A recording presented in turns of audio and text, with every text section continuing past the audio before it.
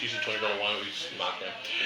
All right. So we're on to the penultimate beer for the day, and this is Helios' Hades Bitter Chocolate Stout. So it's 4.5, is it, or? Yeah, 4.2. Yeah, 4.2. The nose on it is all bitter chocolate. It's a bit more of a dry style stout. Yeah.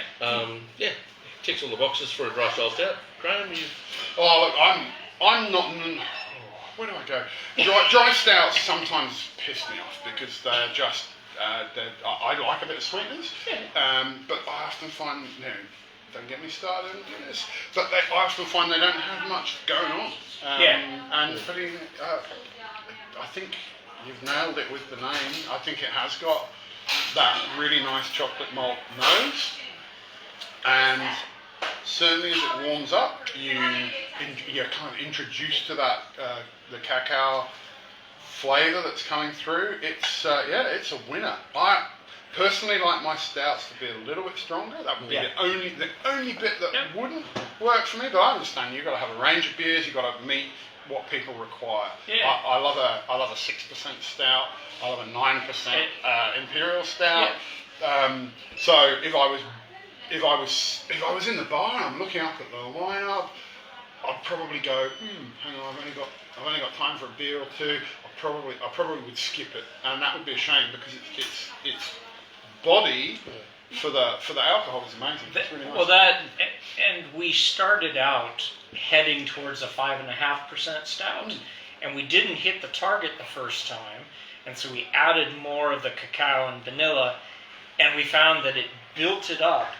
And on these hot days in Queensland, 4.2%, but it has a fullness to it, and all of the customers said, "Oh, don't change that, don't." So we were actually targeting that. And so it's just it's a light stout, but it's got a lot going on for the alcohol content. I will say for the guys that were in the bar just a minute ago, I gave them a taste with the Guinness drinkers and Tui's Old drinkers. They all really enjoyed it. Yeah. They thought it was their thing. Oh, so I mean, if you put that next to Tui's Old, which is in a similar alcohol range, so much more interesting.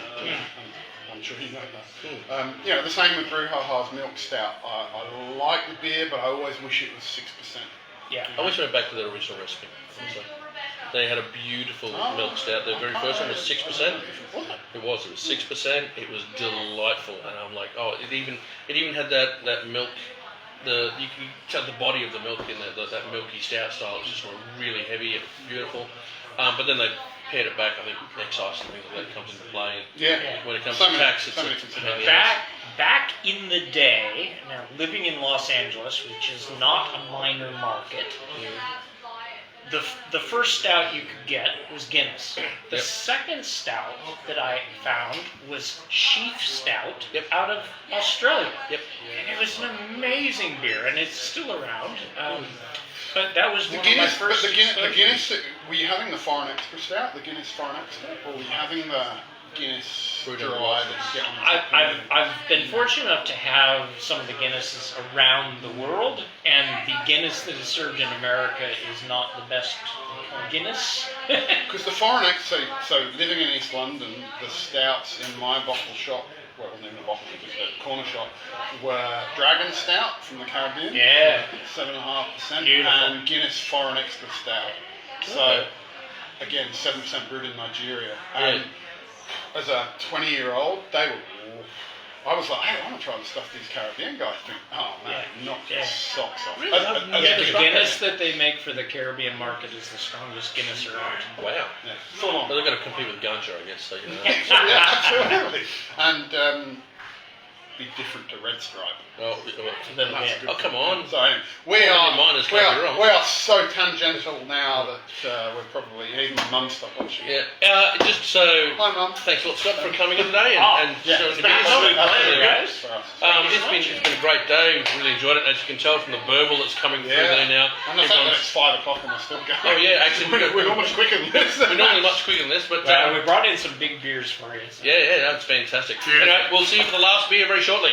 Ciao.